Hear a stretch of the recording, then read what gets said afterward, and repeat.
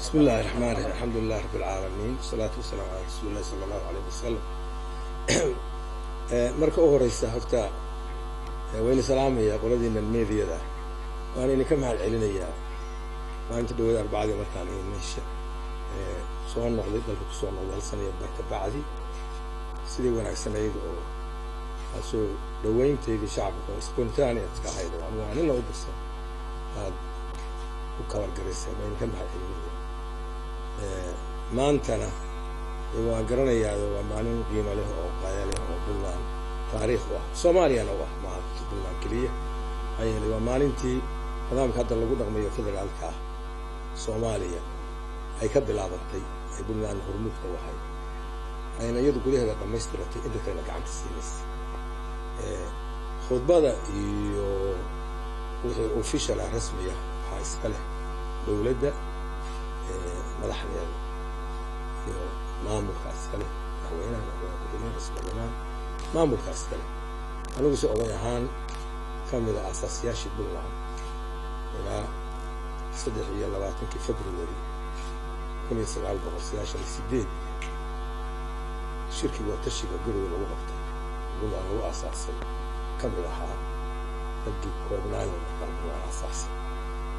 haddaan dibadda jirana markasta waan soo diri jiray maalinta hambalyo oo waxaan ku soo qori jiray cod ahaan raadiyaasha ay soo qori jiray qoraal ahaan waa lagu qori jiray gurgisiyayaasha laakiin maanta haddaan rasmiyan meesha joogaba tii oo kale oon baan dirayaa fariintaas waxaan marka u horeeya u hambalyeynayaa dhammaan dadka reer Puntland sanad guurada 17aad ee asaaskii Puntland ilaahayna waxaan ka baryayaa sanadkiisa wixiga inuu nabadgelyo ku gaarsiiyo dhammaan waxaan kaloo hambalyo u dirayaa dadka Soomaaliyeed oo aan hormuudka ugu ahayn nidaamka federaalka ah oo Soomaaliya aan ugu dooray ummadda adduunka gacan ugu siisay dara qaatay dadka Soomaaliyeed aqbalay in ay tahay halka kaliya oo hadhay oo dib u heshiisiin Soomaaliya dib la isugu keeni karo